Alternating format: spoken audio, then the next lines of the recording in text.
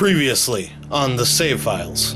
I'm looking for a man. This is Tex Murphy. There's a random address on the Under a Killing Moon Wikipedia page. Welcome, Mr. Randolph. Microsoft. Goodbye. Finishing. Alright, Randolph. Let's go over this one more time.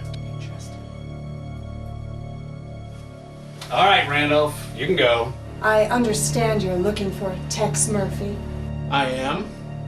Who are you? I'm the casual gaming industry. I'm afraid I might have killed him. And now, on the save files.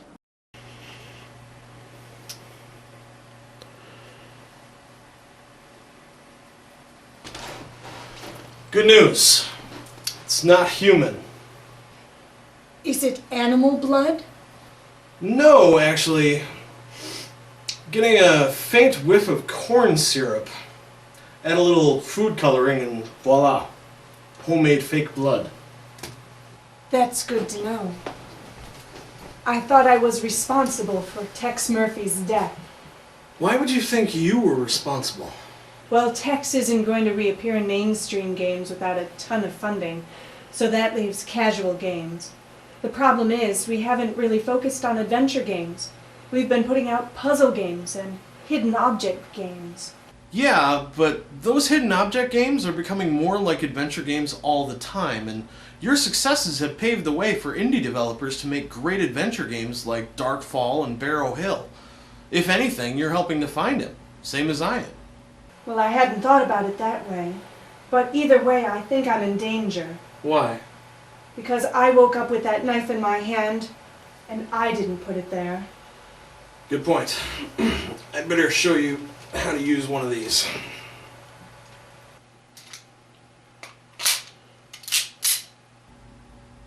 You'd be surprised how cutthroat the casual gaming industry is. I'll bet. I think I'm gonna be glad I gave that to you. Actually, I know I will. I've got one last case to go over, and after I'm done, I think I'm gonna need your help. What case is that? Tex Murphy, Overseer, for the PC.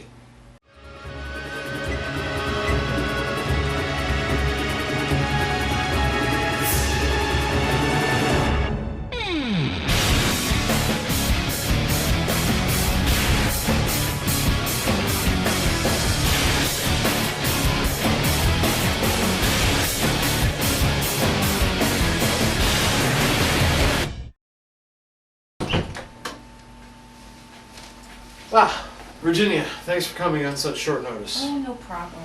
Why don't we take a seat? Sure. Well, I'm afraid I have bad news to report. Is he dead? I don't think so, but I couldn't find him one way or the other. For now, let me walk you through what I've learned. Okay. My first step was to go over Tex's previous cases, starting with Under a Killing Moon. There was a lead on the Wikipedia page, but it turned out to be a trap set by Microsoft. I then went over Tex's next case, the Pandora Directive, though that too turned out to be a dead end. Though I found it interesting that someone tried to frame casual gaming for Tex's murder. Oh my goodness. What did you do then? Well, that left just one option. Tex's last case, Overseer. Tex Murphy Overseer was the last game released in 1998. Access Software had an arrangement with Intel to create a game to bundle with some new hardware product. The downside was that this gave the Tex crew just 6 months to complete the game. Under those constraints, the decision was made that instead of creating a brand new story, they should retell an old one. So Overseer wound up being something of a remake of Tex's first case, Mean Streets, though it turned out to be slightly more than that. Overseer starts off with Tex doing better than he had been in previous games. He seems to have been working more regularly, and he's even got a date with Chelsea that he's already late for. You probably forgot, but our date starts in exactly 12 minutes. Lucky for you, there is a 1-hour grace period. I'm sorry, Chelsea, but I've been working like a dog. Oh, has it been a hard day's night? Yeah, but I feel fine, and I want to be your man, so please, please love me too. Okay, enough of that. And your dating history is any better? Actually, I show up on time. The women don't show up at all. But let's just move on. But as much as Tex would like to skip to the smoochies, Chelsea can tell that Tex is holding part of himself back, and it has something to do with Tex's ex-wife Sylvia. So, Tex starts telling Chelsea about his first case as a PI on his own, where Sylvia happens to be the client. And this is where the game begins. You'll immediately notice two things. The interface is entirely different, and all the movement is now done with the keyboard. Moving text around is now a bit more precise, but the default placement of the keys is rather awkward. Fortunately, you can rearrange them to your heart's content. You still have the option of moving with the mouse, but for the love of God, why? Having said that, to get the full benefit of complete control, you'll need both hands on the keyboard, constantly switching one hand back to the mouse to look at or grab things, and that won't be everyone's cup of tea. The interface has also been revamped, and I felt it to also be a step up. At least you don't get shoved into a smaller screen when you want to click on something. But now the inventory, travel, and options tabs are all hidden off screen and only come into view when you move the mouse cursor to the extreme edges of the screen. Now, these sliding tabs are usually pretty reliable, but they can occasionally be finicky bastards. The game actually shipped with two different versions of the game, the 5-disc CD version and a DVD version. Now, DVD was new at the time, so it was actually rather difficult to get that version working. Nowadays, however, it's pretty simple, and the difference between the two is rather noticeable. I still maintain that you're better off getting the version available at goodoldgames.com for just $9.99, even though it's based on the CD version, largely because it doesn't require any effort to get it running, and the CD version's videos are still watchable and entertaining. And that recommendation has nothing to do with the fact that the sales from Tex Murphy games on goodoldgames.com could help make a new Tex Murphy game happen. Oh, that's funny. You're such a kidder. But Shut up before you ruin it! The story is a retelling of Mean Streets, sure, but they've fleshed it out considerably. Unfortunately, the branching character paths from the Pandora Directive are gone, which means the moral dilemmas are also gone. And the conversation system is no longer as important either. Now you can have text say whatever strikes your fancy, and it'll all be for your own amusement. This means that the game, like Under a Killing Moon, has become much more linear. But considering the quality of the story, I'm hesitant to call that a bad thing. There's another deep mystery here with some great plot twists and some truly memorable characters. In fact, I would say that Overseer's story is the deepest and most thought-provoking of the three FMV games. It even contains elements of Greek tragedy. But what really makes the story come alive is the performances. This game features some of the best acting ever seen in a video game. Suzanne Barnes is always delightful as Chelsea. Rebecca Broussard is brilliant as the troublesome Sylvia. Michaela Nelligan was awesome as Dolores Lightbody. Monique Lanier was coolly capable as undercover investigator Wanda Peck. Clint Howard infuses Larry Hammond with his trademark weirdness. And Richard Norton portrays Jim Slade with menace and efficiency. But it's Henry Darrow as Sonny Fletcher and Michael York as J. St. Gideon who completely steal the show. Chris Jones does his finest acting work yet, opposite these two men in these scenes. so it's like the Pandora Directive, where none of the actors seem out of place? Not exactly. Joe Estevez has a short performance, but what little there is hilariously over the top. He's like an 8-year-old pretending to be a Dick Tracy villain. Contraire. Senor Quixote. It is you who are the rat.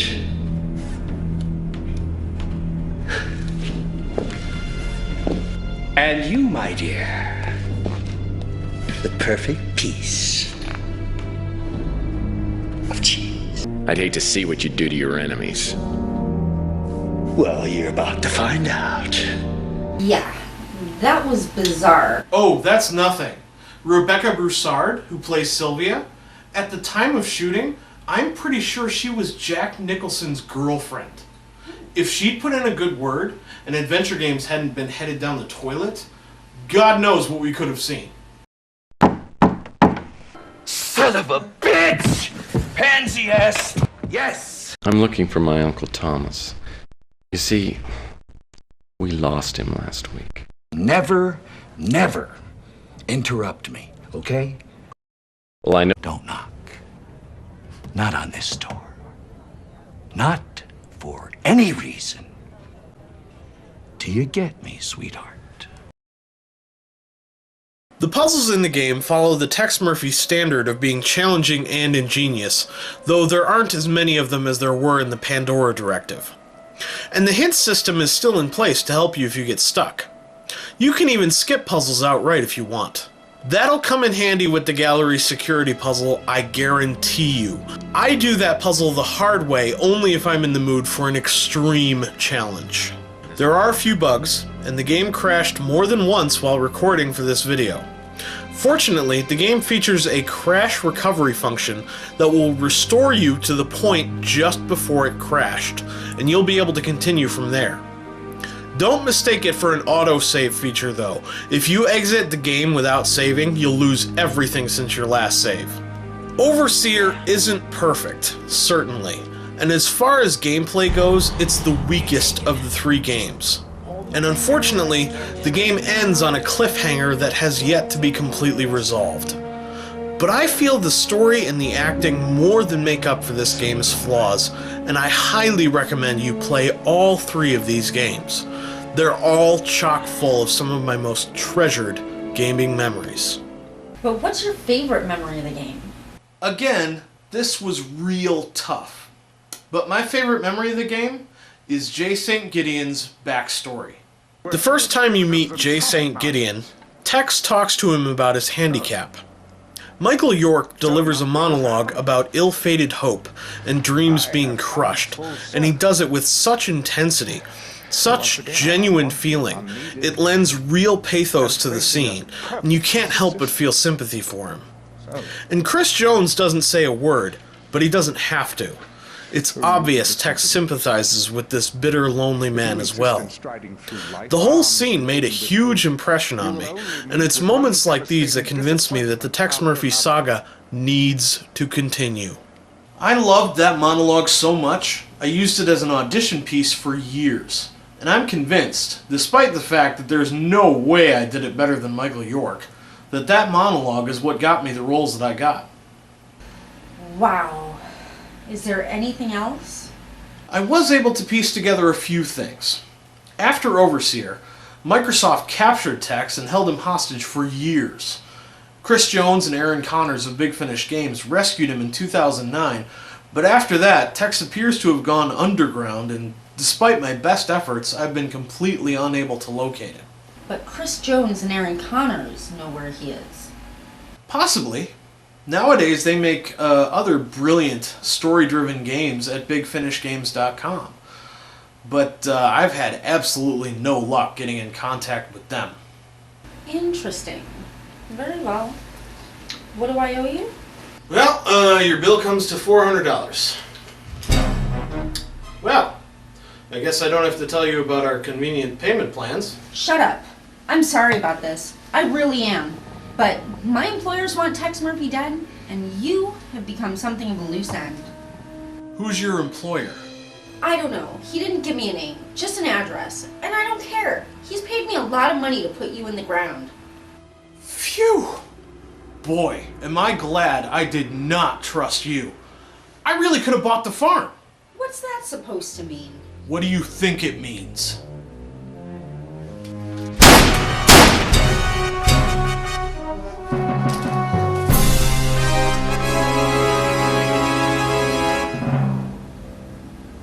I'm sorry. I had no choice. She had a choice. She chose poorly. Now what? Call the police. Ask to speak to a detective, Mike Malden. Tell him what happened here. Then tell him I went to 13 Mission Street. He'll take it from there. Got it. Oh, and Aaron. Be careful.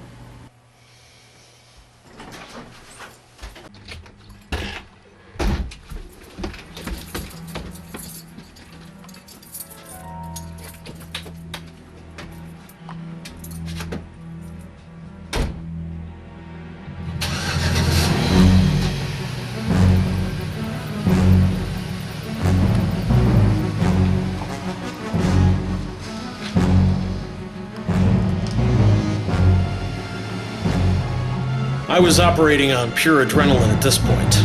Tex Murphy was in danger, sure, but Chris Jones and Aaron Connors, hell, the entire team at BigFinishGames.com could also be targets for Virginia's employer.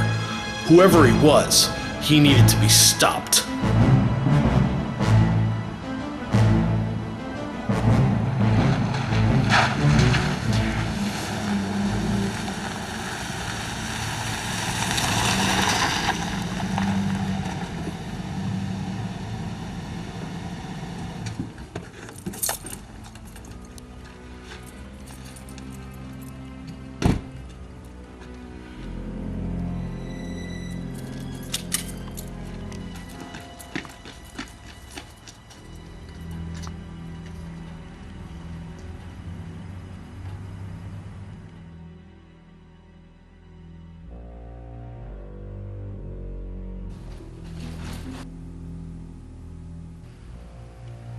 Tex?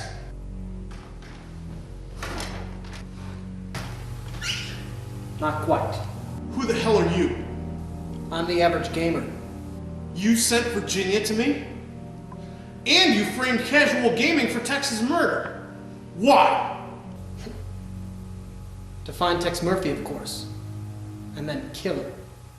Why would the average gamer want to kill Tex Murphy? Because his games make you think. We don't want to think.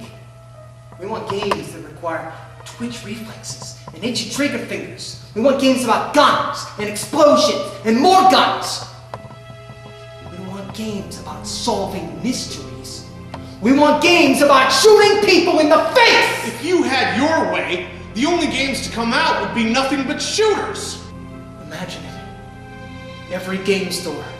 Rows upon rows of FPSs as far as the eye can see. By God, it'd be beautiful. You're insane. I'm also really good with a gun. So if you don't want a bullet in your eyeball... Well, I didn't see that one coming. Go ahead. Shoot me. I already told the police I was coming here. They'll be here in a few minutes. In these days of forensics, that's not nearly enough time for you to erase all the evidence that you've been here. But it is enough time for us to work out our differences. Why not? I used to like fighter games.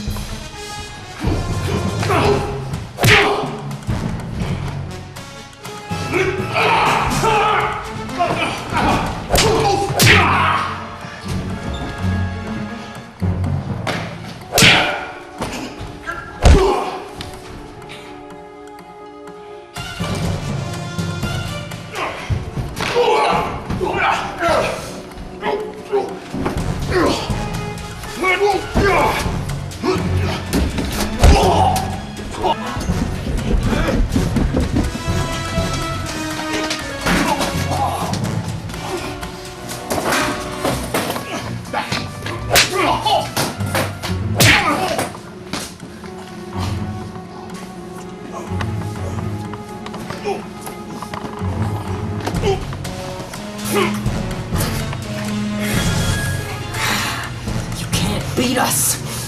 We are Legion. There's no way you can beat the average gamer. I am an above average gamer.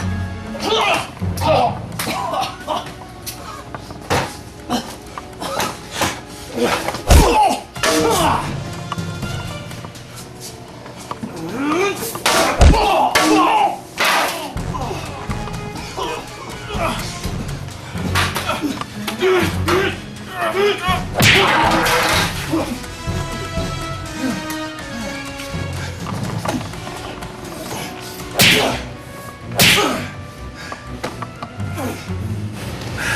can't win, Aaron. Face it! You like shooters just like the rest of us. Tex Murphy just doesn't belong in modern gaming.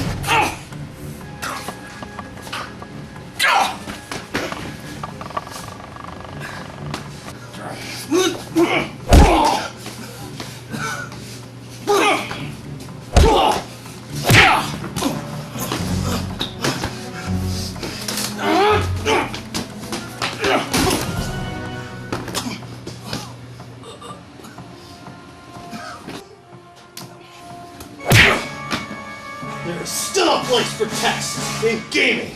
This is for Tex.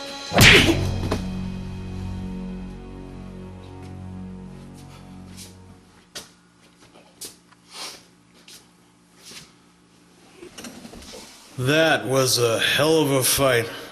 I've had some doozies, but that...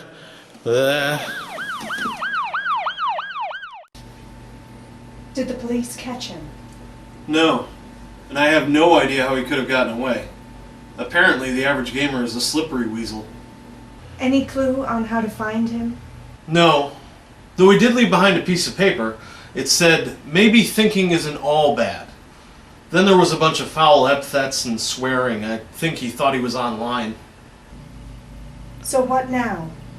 Are you going to keep looking for Tex Murphy? Yeah, I think I will. Thanks again for all your help. Anytime.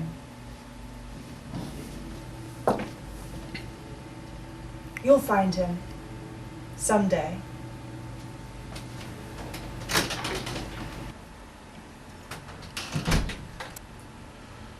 Yeah. I hope so.